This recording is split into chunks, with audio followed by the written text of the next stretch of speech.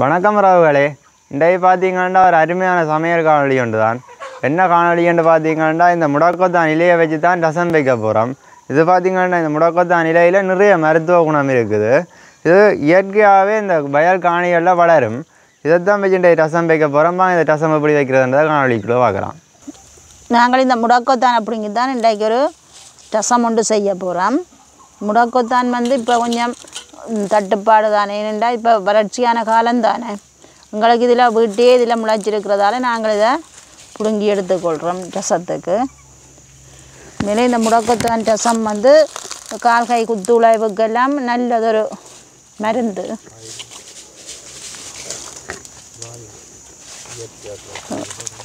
சாப்பாடு சமைக்காமல் இருக்கிறதுக்கு, வாய்வு பிரச்சனை, கால் கை குத்துளைவு, இதுகளுக்கெல்லாம் இந்த முடக்கத்தான் ரசம் தரமான ஒரு மருந்து.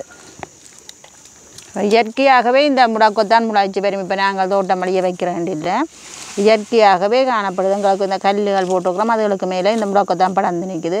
இதை பிடுங்கித்தான் நாங்கள் இன்றைக்கு ஒரு சுவையான ரசம் செய்ய போகிறோம். இதுதான் முடக்கத்தான் காய். இதுக்குள்ளே அமர்த்தி பார்த்தீங்கன்னா விதை இருக்குது. இங்கே இதை பிரித்து காட்டும். இது பச்சைக்காய், காஞ்சா கருப்பு கலரில் வரும். இப்போ முடக்கத்தான் ரசம் செய்கிறதுக்கான பொருள்கள் எல்லாம் எடுத்துருக்கிறோம். இப்போ என்னென்ன பொருட்கள் பார்த்தா பிரதானமாக நாங்கள் முடக்கத்தான் இலை எடுத்துருக்கிறோம். இதுதான் முடக்கத்தான் இலை. அதுக்கு நாங்கள் கொஞ்சம் காரத்துக்காக செத்தல் எடுத்துருக்கிறோம். அதோடு சேர்த்து மல்லி எடுத்துருக்கிறோம். அடுத்தது உள்ளி, அடுத்து இந்த பழப்புளி எடுத்துருக்கோம். உண்மையாக ரசத்தை சுவை ஊட்டுறது இந்த பழப்புளி தான். புளி கொஞ்சம் கூடவா கொஞ்சம் புளிப்பு தன்மையாக இருந்தால் தான் ரசம் எங்களுக்கு வாய்க்கு ஒரு ருசியாக இருக்கும். அதுக்காக இந்த புளி எடுத்துருக்கிறோம். அடுத்த மிளகு எடுத்துருக்கிறோம், சின்ன சீரகம் எடுத்துருக்கிறோம். சின்ன சீரகம் கணக்கு எடுக்கக்கூடாது, அது ஒரு கசப்பு தன்மை கொஞ்சம் அளவாக எடுக்கணும். அதோடு சேர்த்து பெருங்காயம் எடுத்துருக்கிறோம். தேவையான அளவு உப்பு சேர்த்து கொள்ள போகிறோம். இது எல்லாத்தையும் சேர்த்து தான் நாங்கள் இப்போ ஒரு சுவையான ரசம் தயாரிக்க போகிறோம். இப்போ நாங்கள் எடுத்து வச்சுருக்கிற பொருளை இடிச்செடுக்க போகிறோம். முரல்ல போட்டு இடிச்செடுக்க போகிறோம். இப்போ நாங்கள் மல்லியை இடிப்போம்.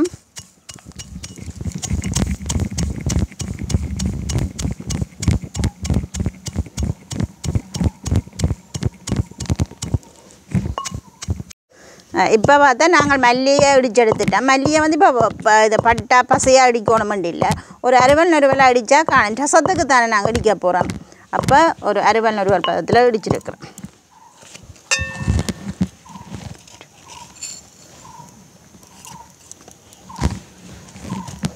அடுத்ததான் நாங்கள் செத்தலை இடிச்செடுக்க போகிறோம்.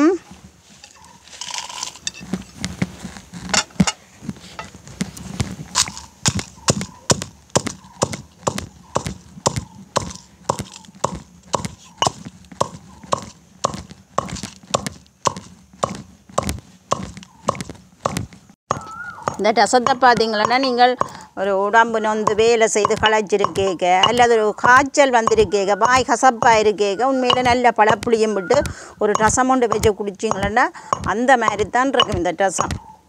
அப்படி ஒரு உடம்பு ஒரு தென்பாக வரும். இப்போ இந்த உள்ளி மிளகு சீரகம் எல்லாம் இடிச்சிட்டோம். அதையும் இதோடு வச்சுட்டு நாங்கள் அடுத்ததாக இந்த முடக்கத்தான் இலையே முடிக்க போகிறோம்.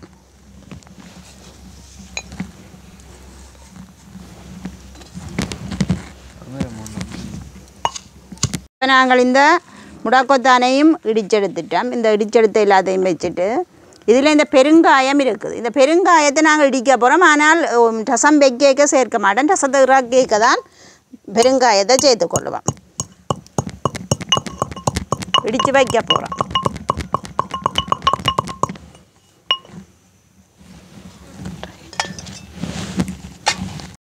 இப்போ நாங்கள் இந்த ரசத்தை இந்த மண் சட்டியெல்லாம் வைக்க போகிறோம். இந்த மண் சட்டியில் அடுப்பில் வைக்கிறதுக்கு முன்னுக்கே நாங்கள் இடித்து எடுத்த எல்லாத்தையும் சேர்க்க போகிறோம் இதுக்குள்ளே.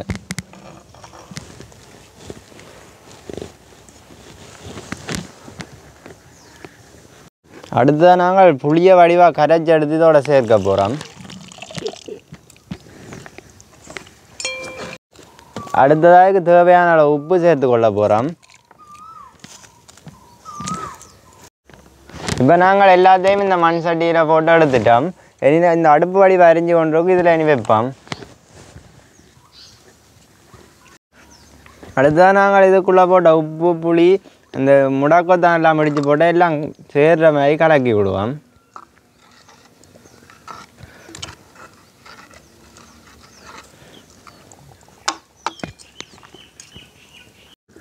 இதை எப்படியே விட்டால் நல்ல வடிவாக கொதிச்சு வரும். இது மூட தேவையில்லை, எப்படியே நாங்கள் வச்சா விற்கலாம். இதை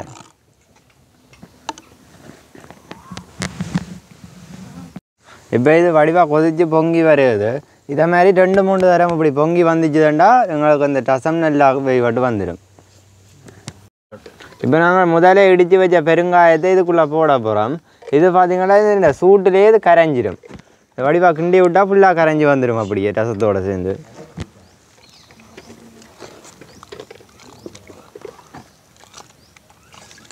இப்போ நாங்கள் இந்த ரசத்தை எல்லாம் வடிவாக காய்ச்சி இறக்கிட்டோம். இந்த ரசத்தை குடிச்சு பார்ப்போம் எப்படி இருக்குதுண்டு. இப்போ நாங்கள் இந்த முடக்கத்தான் ரசத்தை வடிவாக காய்ச்சி எடுத்துட்டோம். இதில் பார்த்திங்கன்னா இருக்கிற மருத்துவ குணம் அவ்வளவுமே இந்த முடக்கத்தான் ரசத்தில் இருக்குது. இதை குடிச்சு பார்ப்போம் எப்படி இருக்குதுண்டு. அதில் சுட காய்ச்சி எடுத்துருக்குறோம். நிறைய புளியும் சேர்த்தபடியே அந்த மாதிரி இருக்குது இந்த முடக்கத்தான் ரசம். முடக்கத்தான் ரசத்தில் பார்த்திங்கன்னா காரமும் புளிப்பும் சேர்ந்து இருக்குது. இதை பார்த்திங்கன்னா செரிமானத்துக்காகவும் பயன்படுத்தி கொள்ளலாம். இதில் மாதிரி காய்ச்சல் தடிமன் வந்தாக்களும் இதை குடித்தா நல்லா இருக்கும் உடம்புக்கு. அப்படியே எங்களோட வீடியோ நீங்கள் தொடர்ந்து பார்த்து கொண்டு இருக்கிறீங்க, இல்லாட்டி இப்போ தான் பார்க்குறீங்கன்னா எங்களோட சேனலை சப்ஸ்கிரைப் பண்ணுங்க. இதோடு நாங்கள் இந்த காணொலியை முடித்து கொள்வோம். பாய்.